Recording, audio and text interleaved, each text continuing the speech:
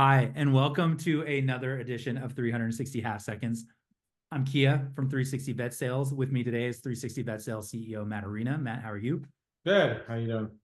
I'm doing good. I'm doing good. It's been a fun year so far, a very busy year. We've done a lot of conferences, taking way more meetings this year than we did last year. So it's been great. Yep. So before we get started, I'm just going to remind everybody how this all works. I'm going to give Matt 360 half seconds or 3 minutes to answer my questions. Matt, you ready? I'm ready. Okay, I'm going to ask you a question. The timer is going to start right at the end of me asking you the question. Okay. Matt, question we hear all the time from clients. I think it's a good time to talk about it now. What are some of the most important factors a buyer will look at when determining the value of your practice? Time starts now. So good question. Yeah, I do get this one a lot.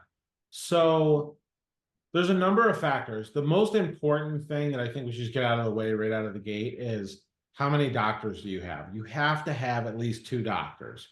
I know there's some buyers out there that say, and I think they will buy a single doctor practice, but to me, that is a very difficult thing to do. You're kind of they're looking for a unicorn, so it better be perfect. So we try to really tell everyone you got to have two doctors at a minimum. That's how you get a competitive process going. And this is for if you're selling to corporate. You could Yeah. sell doctor practice to a private Yeah. one. Okay, sure. Which is, our primary focus, I would say. Um, the other factor is probably production. And what I mean by that is you want to have a balanced production. So you don't want, if you can avoid it, you want to make sure that all of your production is kind of balanced between associates, and you don't want one doctor producing 2 or 3 times as much as your other associates, because in that case, the buyers are going to discount your valuation and they're going to look at things a little differently. So you're better off with a balanced production. Why are they going to discount it if it's unbalanced? Because the way they look at it, they say, okay, well, we have one person that's producing 2.5 times what everyone else is producing. We lose that one person, we're losing a significant portion of the revenue in the practice. So it's a risk factor for them. Got it. Okay. Thanks for clarifying. Another thing that comes to mind that kind of just, I'm following kind of a list in my head here, is location.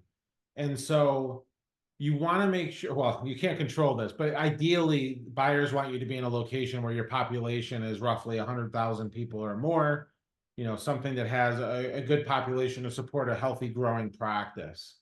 So that's ideal. If I have a practice, let's say in a suburb, that's okay, right?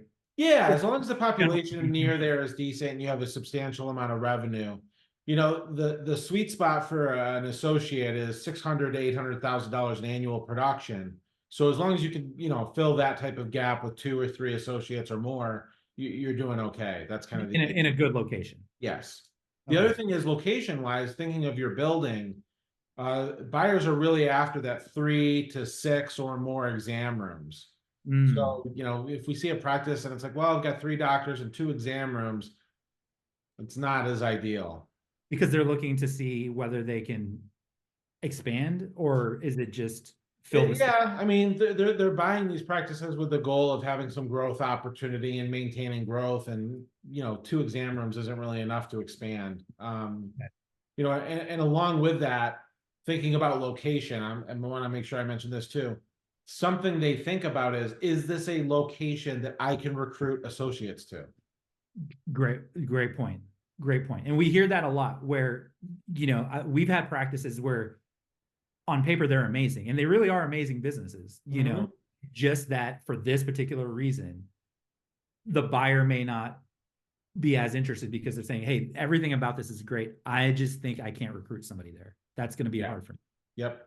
And then, the last thing I want to mention before the time's up is my belief is, what I see is they look at your margins. Gross margins are important, but the most important one that I hear repetitively is your EBITDA, or your adjusted EBITDA, is a percentage of your revenue. The real sweet spot there is 20 to 25% of revenue. Okay. So if your margins are kind of lined up and you check all the other boxes, you're ready to go to market for top value. I think that you can, achieve the highest multiple or valuation with that. Okay. And Matt, time is up.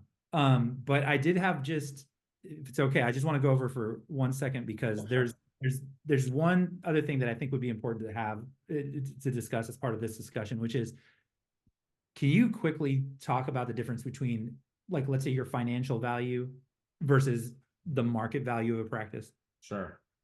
So this happens all the time. So when someone does a valuation, most of the time, I'm including myself. So when I do a valuation, I'm purely doing a valuation based on financial aspect.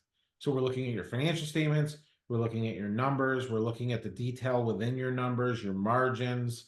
How are you compensating your associates? Does it fall in the correct range of what, 19 to 23% production maybe?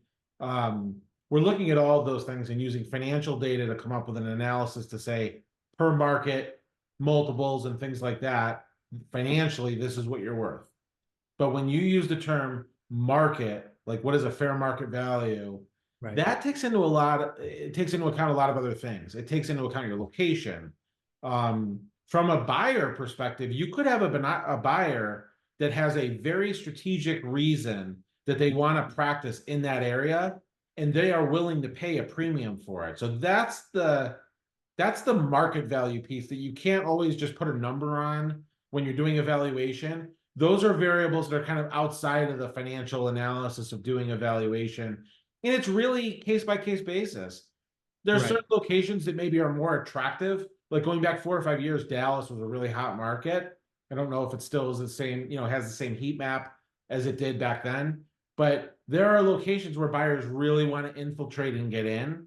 And then there's areas where, or there's certain things a single buyer might really like. So those are the variables that are kind of unknown on a preliminary valuation that you find out when you go to market what it is. And another thing about market value is, so, the valuation that you do, as you said, it's really a function of your financials. Market value is really a function of demand. And to some extent, there's also what you have to take into account is that if you're in one of those areas, let's just say that there's a lot of demand for, and we're getting 10, 15 offers for your practice, well, your practice is going to be worth way more than what it shows on paper. Correct. Is that fair to say? Yes. Okay.